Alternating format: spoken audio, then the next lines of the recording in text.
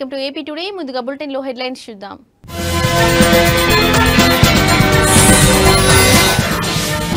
ఇంధన రంగాన్ని గాడిన పెట్టాం, విద్యుత్ భారం తగ్గిస్తున్నాం, సీఎం చంద్రబాబు కీలక వ్యాఖ్య.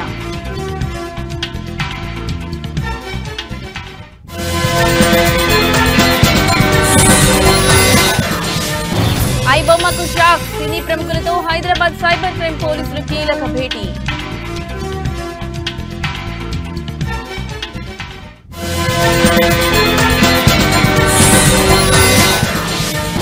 చైతన్యానంద స్వామి లీలలు, అమ్మాయిలతో చాటింగ్, ఫోటోలు, మొబైల్ ఫోన్లో బయటపడ్డ బండారం.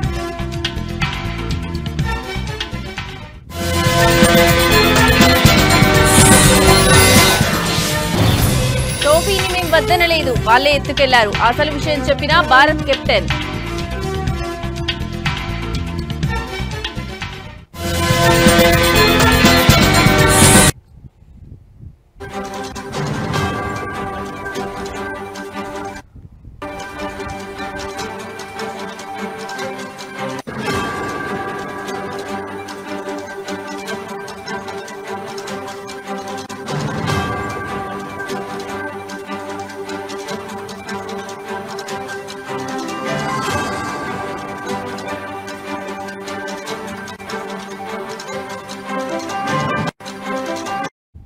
రైట్, ఇక బ్రేకింగ్ న్యూస్ చూస్తున్నాం. తెలుగు సినిమా పరిశ్రమను దశాబ్దాలుగా పట్టి పీడిస్తున్న పైరసీ భూతం వెనుక ఉన్న అసలు సూత్రధారులు ఎవరో తెలిసి సినీ ప్రముఖులు నివ్వెరపోయారు.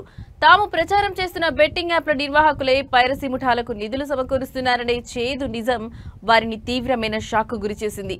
ఈ విషయం తెలియడంతో భవిష్యత్తులో బెట్టింగ్ యాప్లకు సంబంధించిన ఎలాంటి ప్రచార కార్యక్రమాల్లో పాల్గొనకూడదని టాలీవుడ్ ఏకగ్రీవంగా నిర్ణయించుకుంది.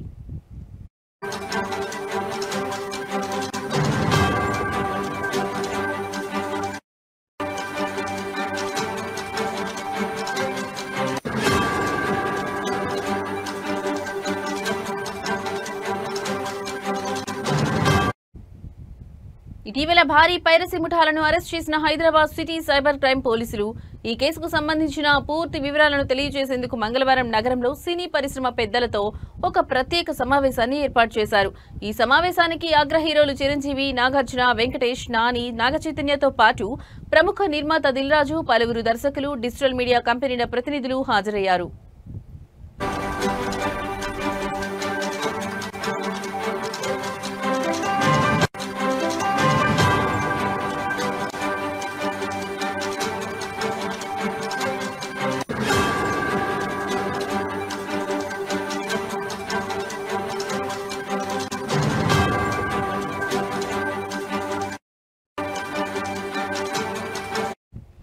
ఈ సందర్భంగా పోలీసులు ఒక పవర్ పాయింట్ ప్రెజెంటేషన్ ద్వారా పైరసీ ముఠాల పనితీరును వివరించారు. సినిమాలు థియేటర్లలోకి రాకముందే హెచ్డీ క్వాలిటీ ప్రింట్లు ఎలా బయటకు వస్తున్నాయో చూసి అందరూ ఆశ్చర్యపోయారు. డిజిటల్ మీడియా సంస్థల సర్వర్లలో ఉన్న బలహీనమైన సైబర్ భద్రతను ఆసరాగా చేసుకుని హ్యాకర్లు సినిమాలను దొంగిలిస్తున్నారని పోలీసులు తెలిపారు.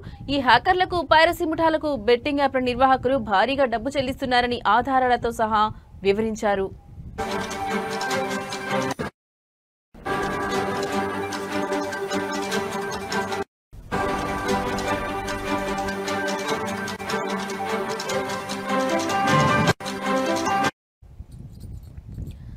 పైరసీ ముఠా గుట్టురట్టు చేసిన హైదరాబాద్ సైబర్ క్రైమ్ పోలీసులు త్వరలోనే ఓటీటీ పైరసీ కంటెంట్ సైట్ అయిన ఐబొమ్మ నిర్వాహకులను పట్టుకుంటామని చెప్పారు. దాదాపు 2 కోట్లు ఖర్చు చేసి అధునాతన పరికరాలు వాడి పైరసీ ముఠాను పట్టుకున్నామని, త్వరలో ఐబొమ్మ నిర్వాహకులను కూడా అరెస్ట్ చేస్తామని సివి ఆనంద్ వెల్లడించారు.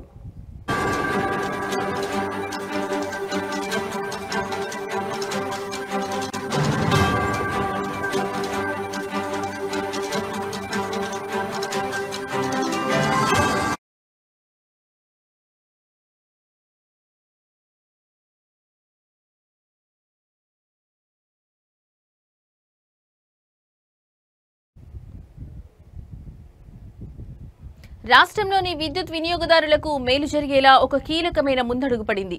దేశ చరిత్రలో మొట్టమొదటిసారిగా ట్రూ డౌన్ ద్వారా విద్యుత్ ఛార్జీల భారాన్ని తగ్గిస్తున్నామని ఆంధ్రప్రదేశ్ ముఖ్యమంత్రి చంద్రబాబు నాయుడు పేర్కొన్నారు. ఈ నిర్ణయం ద్వారా నవంబర్ నుండి రాష్ట్రంలో విద్యుత్ ఛార్జీలు తగ్గుతాయని చెప్పడానికి తాను సంతోషిస్తున్నానని ఆయన ఎక్స్ వేదికగా తెలియజేశారు. గత 15 నెలల్లో విద్యుత్ వ్యవస్థల సమర్థ నిర్వహణతో వచ్చిన సత్ఫలితాలే ఈ ఘనతకు కారణమని ఆయన అన్నారు. ఇతర రాష్ట్రాలతో పవర్ స్వాపింగ్ విధానం ద్వారా పీక్ డిమాండ్ ఉన్న సమయాల్లో అధిక ధరలకు విద్యుత్ కొనుగోలు చేసే విధానానికి అడ్డుకట్ట వేశామన్నారు. స్వల్పకాలిక కొనుగోళ్లలో ఎక్కువ ధరకు విద్యుత్ కొనుగోలు చేయాల్సిన అవసరం లేకుండా పవర్ స్వాపింగ్ ఉపయోగపడుతుందని ఆయన తెలిపారు. పీఎం కుసుమ్ స్కీమ్ ద్వారా రైతులకు ఉచితంగా సౌర విద్యుత్ అందిస్తున్నామని, పీఎం సూర్యఘర్ కింద ఎస్సీ ఎస్టీలకు ఉచితంగా సోలార్ విద్యుత్ అందుతోందని ఆయన అన్నారు. ఈ పథకంలో ఓబీసీ వినియోగదారులకు గరిష్టంగా 98,000 వరకు సబ్సిడీ ఇస్తున్నామని, అంతేకాకుండా 1500 మెగావాట్ల సామర్థ్యంతో బ్యాటరీ ఎనర్జీ స్టోరేజ్ సిస్టమ్ను ఏర్పాటు చేస్తున్నామని ఆయన వెల్లడించారు. ఇలా అనేక చర్యలతో కూటమి ప్రభుత్వం సమర్థవంతమైన నిర్వహణతో విద్యుత్ రంగాన్ని గాడిలో పెట్టిందని ఆయన అన్నారు. కాలంలో మీరు చూస్తే సూపర్ 6 కార్యక్రమాలు తీసుకున్నాం. దీనివల్ల పేదవాళ్ళందరికీ కూడా అనేక కార్యక్రమాల ద్వారా లబ్ధి పొందే పరిస్థితి వచ్చింది. అదే మరి నిన్న మొన్న మీరు ఒక పక్కన చూస్తే ఏదైతే సూపర్ జీఎస్టీ ప్రతి ఒక్కరికి సూపర్ సేవింగ్స్ వచ్చే అవకాశం వచ్చింది.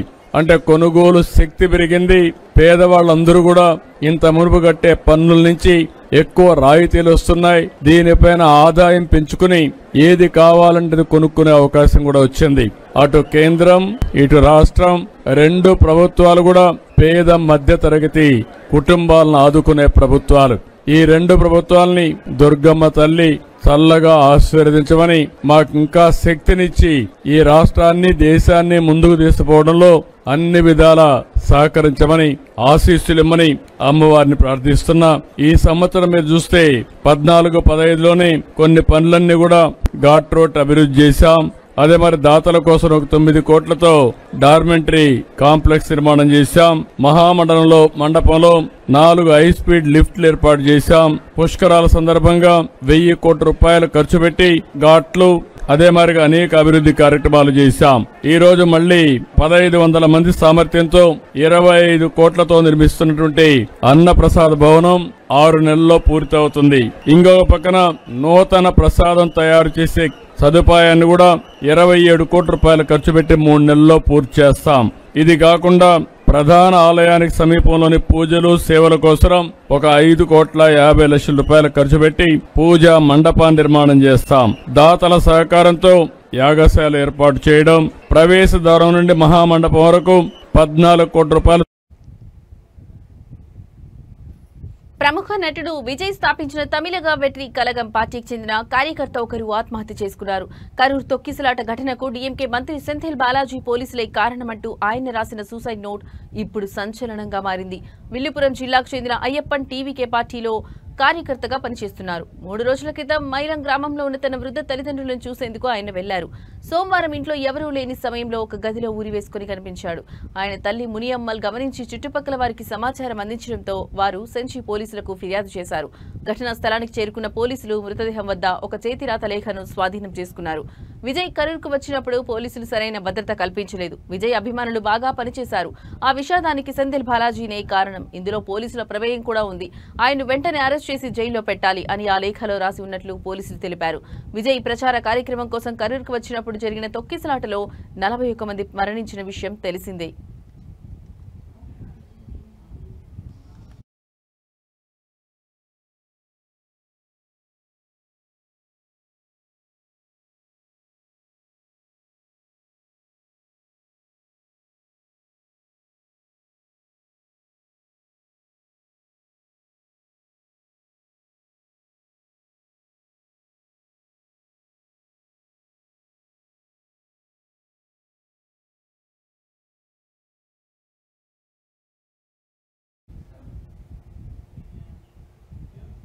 బాలీవుడ్ ప్రముఖ నటి హిమాచల్ ప్రదేశ్లోని మండి ఎంపీ కంగనా రనౌత్కు పంజాబ్లోని బఠిండా కోర్టులో ఎదురుదెబ్బ తగిలింది. తనపై నమోదైన పరువు నష్టం కేసులో వ్యక్తిగత హాజరు నుంచి మినహాయింపు ఇవ్వాలని ఆమె పెట్టుకున్న అభ్యర్థనను న్యాయస్థానం తిరస్కరించింది.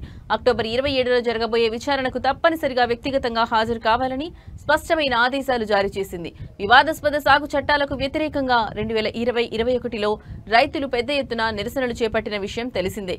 ఆ సమయంలో బఠిండా జిల్లాకు చెందిన 73 ఏళ్ల వృద్ధురాలు మహేంద్ర మహేందర్ కౌర్ ను ఉద్దేశించి కంగనా తన ఎక్స్ ఖాతాలో ఓ పోస్ట్ ను రీట్వీట్ చేస్తూ వ్యాఖ్యలు జోడించారు.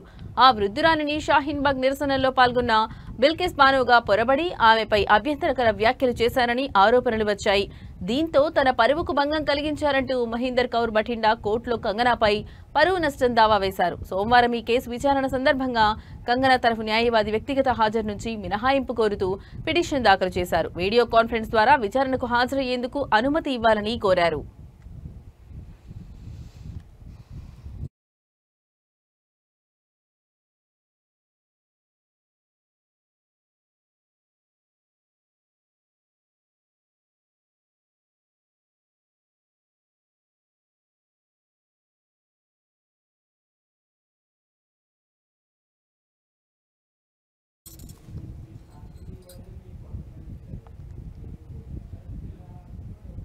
ఆసియా కప్ ఫైనల్లో టీమిండియా విజయం సాధించినా ట్రోఫీని అందుకోలేకపోయిన వివాదం ఇంకా కొనసాగుతూనే ఉంది. ఈ గొడవకు తెరదించేందుకు బదులుగా Asia cricket council chief Mohsin Naqvi మరో కొత్త మెలిక పెట్టారు. విజేతగా నిలిచిన భారత జట్టుకు మెడల్స్ అందించడానికి తాను సిద్ధంగా ఉన్నానని, అయితే దానికోసం ఒక అధికారిక కార్యక్రమం ఏర్పాటు చేయాలని ఆయన షరతు విధించినట్టు తెలుస్తోంది. ఈ విషయాన్ని ఆయన ఆసియా కప్ నిర్వాహకులకు తెలిపారని, కానీ అలాంటి కార్యక్రమం జరిగే అవకాశాలు చాలా తక్కువని సమాచారం. దీంతో ఈ ప్రతిష్టంభన ఇప్పట్లో వీడియోలా కనిపించడం లేదు. Mohsin Naqvi Pakistan cricket board chairman గా కూడా వ్యవహరిస్తున్నారు. దుబాయ్లో జరిగిన ఫైనల్ మ్యాచ్లో పాకిస్తాన్పై భారత్ 5 వికెట్ల తేడాతో ఘన విజయం సాధించింది. మ్యాచ్ అనంతరం బహుమతుల ప్రదానోత్సవంలో ఏసీసీ చీఫ్ నఖ్వీ చేతుల మీదుగా ట్రోఫీ మెడల్స్ తీసుకునేందుకు భారత ఆటగాళ్లు నిరాకరించారు. నఖ్వీ గతంలో పలుమార్లు భారత వ్యతిరేక వ్యాఖ్యలు చేయడమే దీనికి ప్రధాన కారణం. ఈ విషయంలో భారత జట్టుకు బీసీసీఐ పూర్తి మద్దతు ప్రకటించింది.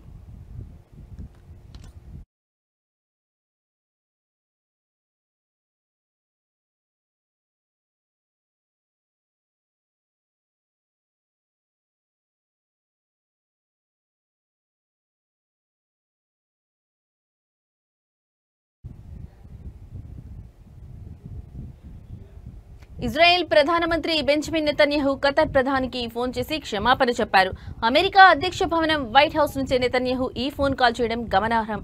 ఖతర్ రాజధాని దోహాపై ఇటీవల ఇజ్రాయెల్ సైన్యం జరిపిన వైమానిక దాడి పట్ల నెతన్యాహు విచారం వ్యక్తం చేస్తున్నట్లు వైట్ హౌస్ వర్గాలు తెలిపాయి. అసలేం జరిగిందంటే గాజా యుద్ధం, హమాస్తో కాల్పుల విరమణకు సంబంధించి అమెరికా అధ్యక్షుడితో చర్చించేందుకు ఇజ్రాయెల్ ప్రధాని నెతన్యాహు వాషింగ్టన్ వెళ్లారు. సోమవారం వైట్ హౌస్ లో నెతన్యాహుతో ట్రంప్ భేటీ అయ్యారు. ఈ సందర్భంగా దోహాపై ఇజ్రాయెల్ జరిపిన వైమానిక దాడి విషయాన్ని ట్రంప్ ప్రస్తావించారని, ఓవైపు శాంతి చర్చలు జరుపుతుండగా దాడి ఎలా చేస్తారని ఆగ్రహం వ్యక్తం చేశారని సమాచారం.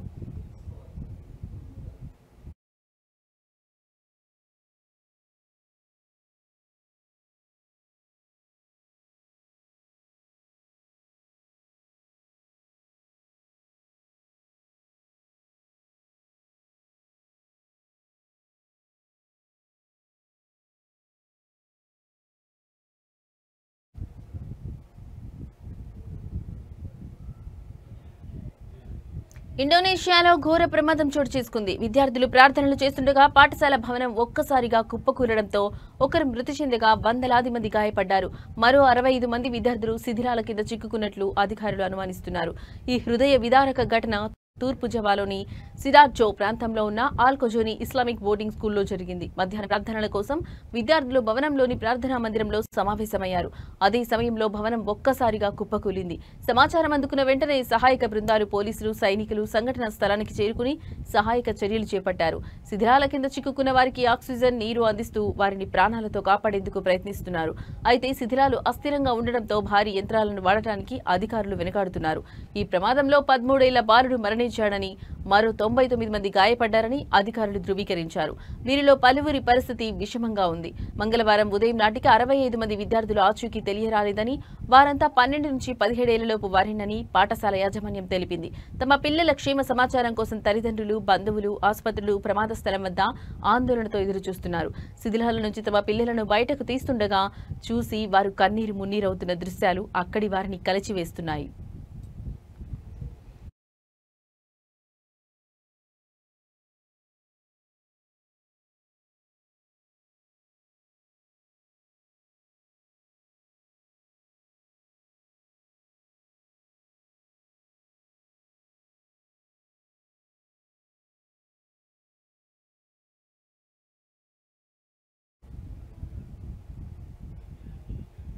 సీనియర్ నటులు చిరంజీవి బాలకృష్ణ మధ్య తలెత్తిన వివాదం మరింత ముదరకుండా సద్దుమణిగింది. బాలకృష్ణపై కేసులు పెట్టేందుకు సిద్ధమైన అభిమానులను స్వయంగా మెగాస్టార్ చిరంజీవి వారించడంతో పెద్ద గొడవ సద్దుమణిగినట్లయింది.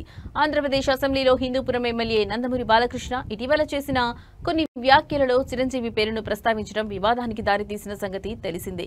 ఈ వ్యాఖ్యలు అభ్యంతరకరంగా ఉన్నాయంటూ చిరంజీవి ఇప్పటికే ఒక ప్రకటన కూడా విడుదల చేశారు. ఈ పరిణామంతో ఆగ్రహానికి గురైన మెగా అభిమానులు బాలకృష్ణపై చట్టపరమైన చర్యలకు ఉపక్రమించారు. అఖిల భారత చిరంజీవి యువత ఆధ్వర్యంలో హైదరాబాద్ లో ఆంధ్రప్రదేశ్, తెలంగాణ రాష్ట్రాలకు చెందిన అభిమాన సంఘాల ప్రతినిధులు అత్యవసరంగా సమావేశమయ్యారు. బాలకృష్ణ వ్యాఖ్యలను తీవ్రంగా ఖండించిన వారు 2 రాష్ట్రాల్లోని 300కి పైగా పోలీస్ స్టేషన్లలో ఆయనపై ఫిర్యాదు చేయాలని ఈ సమావేశంలో తీర్మానించారు. దీనికి తొలి అడుగుగా హైదరాబాద్ లోని జూబ్లీహిల్స్ పోలీస్ స్టేషన్లో కేసు నమోదు చేసేందుకు సిద్ధమయ్యారు.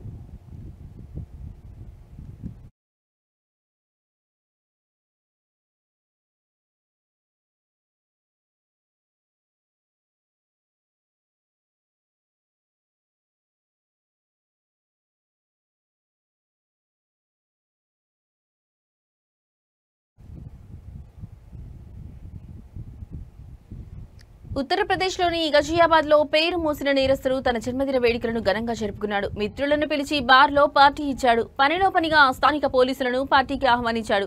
ఈ ఆహ్వానం అందుకుని 4 పోలీసులు పార్టీకి హాజరయ్యారు. మద్యం తాగుతూ బార్ గర్ల్ తో డాన్స్ చేస్తూ కెమెరా కంటికి చిక్కారు. ఈ వీడియో కాస్త సోషల్ మీడియాలో వైరల్ గా మారడంతో మండిపడ్డ ఉన్నతాధికారులు ఆ 4 సస్పెండ్ చేశారు. గజియాబాద్ లోని షాహిదాబాద్ బార్డర్ అవుట్ పోస్ట్ ఇన్ఛార్జ్ సహా 4 పోలీసులపై ఉన్నతాధికారులు చర్యలు తీసుకున్నారు. సోమవారం రాత్రి వారంతా స్థానిక నేరస్తుడు ఇర్షాద్ మాలిక్ పుట్టినరోజు వేడుకల్లో పాల్గొన్న వీడియో వెలుగులోకి రావడంతో వారిని సస్పెండ్ చేశారు. ఈ వీడియోలో వారు 4 ఫుల్ జోష్ లో కనిపించడం విశేషం. చేతిలో బీర్ బాటిల్ తో మ్యూజిక్ కు అనుగుణంగా చిందులు వేయడం వీడియోలో స్పష్టంగా కనిపిస్తుంది. దీనిపై స్థానిక డీసీపీ నిమిష్ పటేల్ తీవ్ర ఆగ్రహం వ్యక్తం చేశారు. నేరస్తుడిచ్చిన పార్టీకి వెళ్లడమేంటని మండిపడుతూ ఆ 4 సస్పెండ్ చేశారు.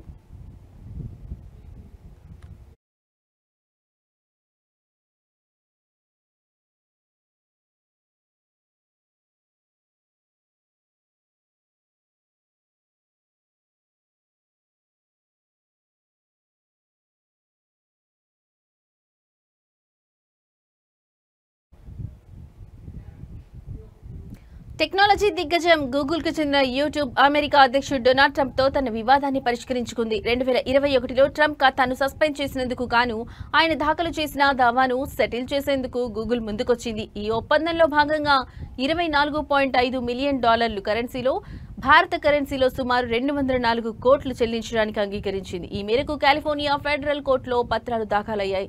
2021 జనవరి 6న యుఎస్ క్యాపిటల్ జరిగిన దాడి తర్వాత హింసను ప్రేరేపించే ప్రమాదం ఉందన్న కారణంతో యూట్యూబ్ సహా పలు సోషల్ మీడియా సంస్థలు ట్రంప్ ఖాతాలను నిలిపివేసిన విషయం తెలిసిందే. దీనిపై ట్రంప్ న్యాయ పోరాటం ప్రారంభించారు. తాజాగా గూగుల్తో కుదిరిన ఒప్పందం ప్రకారం సెటిల్మెంట్ మొత్తంలోని $22 million trust for the national mall అనే స్వచ్ఛంద సంస్థకు విరాళంగా ఇవ్వనున్నారు.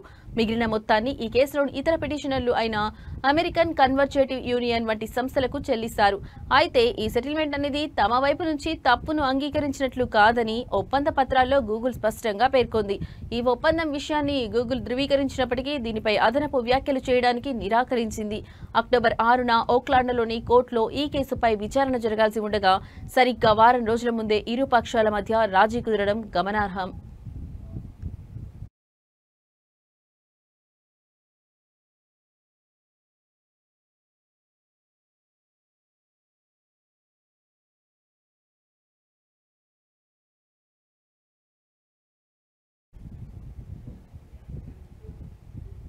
రియల్ ఎస్టేట్ రంగంలో సరికొత్త సంచలనం నమోదైంది. దేశంలోని ప్రముఖ రియాలిటీ సంస్థ Sunteck reality limited ultra luxury housing విభాగంలోకి అడుగు పెడుతూ అందరినీ ఆశ్చర్యపరిచింది.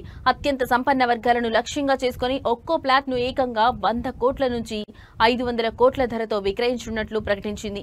గతంలో గురుగ్రామ్లో ఓ ఫ్లాట్ 100 కోట్లకు అమ్ముడుపోవడం వార్త కాగా ఇప్పుడు సన్టెక్ ఆ రికార్డును బద్దలు కొట్టేందుకు సిద్ధమైంది. ఈ అత్యంత ఖరీదైన ప్రాజెక్టుల కోసం సన్టెక్ రియాలిటీ ఎమన్స్ అనే సరికొత్త బ్రాండ్ ను పరిచయం చేసింది. ఈ బ్రాండ్ కింద నిర్మించే ఇళ్లను కేవలం ఆహ్వానం ద్వారా మాత్రమే విక్రయిస్తామని కంపెనీ స్పష్టం చేసింది. తమ ఫ్లాట్ల కనీస ధర 100 కోట్లుగా ఉంటుందని, గరిష్టంగా 500 కోట్ల వరకు పలుకుతుందని Sunteck reality CMD Kamal Khetan తెలిపారు. ఈ ప్రతిష్టాత్మక ప్రాజెక్టులను ముంబై, దుబాయ్లలో నిర్మించనున్నారు. ముంబైలోని నిపెన్సీ రోడ్తో పాటు Dubai down town, Burj Khalifa, కమ్యూనిటీలో ఈ నిర్మాణాలు చేపట్టనున్నారు.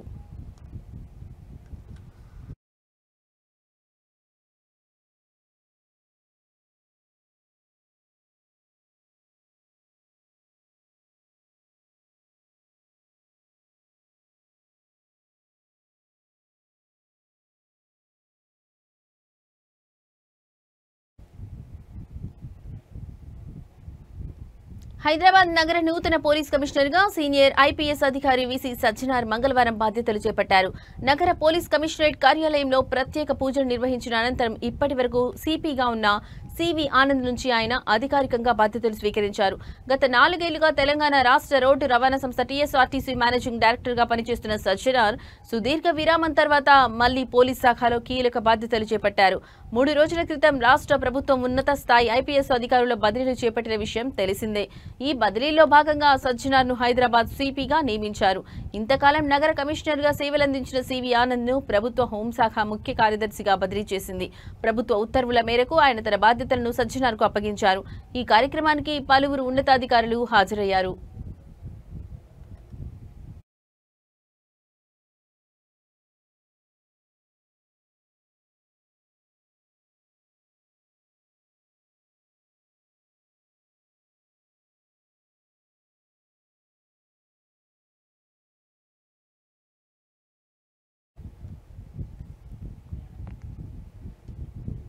పవన్ కళ్యాణ్ ఓజీ సినిమాపై మెగాస్టార్ చిరంజీవి రివ్యూ వైరల్ అవుతోంది. సోమవారం రాత్రి కుటుంబంతో కలిసి సినిమా చూసిన చిరు తన తమ్ముడిని బిగ్ స్క్రీన్ పై చూసి గర్వపడ్డారు.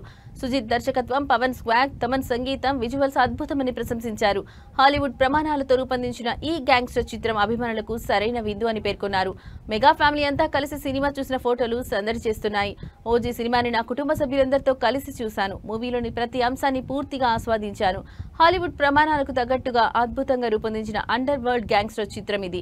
భావోద్వేగాలను చెక్కు చెదరకుండా ఉంచింది. సినిమా ప్రారంభం నుంచి చివరి వరకు ఈ చిత్రాన్ని అసాధారణ రీతిలో రూపొందించిన దర్శకుడు సుజిత్ కి అభినందనలు. కళ్యాణ్ బాబును తెరపై చూడటం చాలా గర్వంగా అనిపించింది. అతను తన స్వాగ్ తో సినిమాను ప్రత్యేకంగా నిలబెట్టాడు. ఎంతగానో ఎదురు చూస్తున్న అభిమానులకు సరైన విందు అందించాడు అని చిరంజీవి సోషల్ మీడియాలో పోస్ట్ పెట్టారు.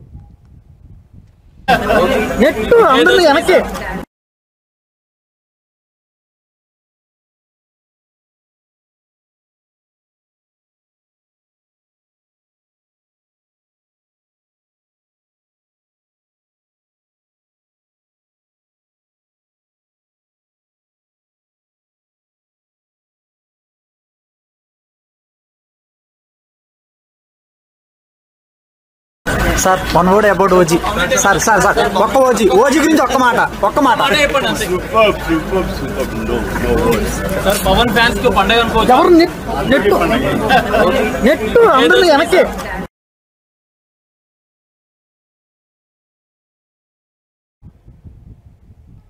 ఇవి ఇప్పటివరకు నా బులెటిన్ అప్డేట్స్. మరో బులెటిన్ తో మళ్ళీ కలుద్దాం. నమస్తే.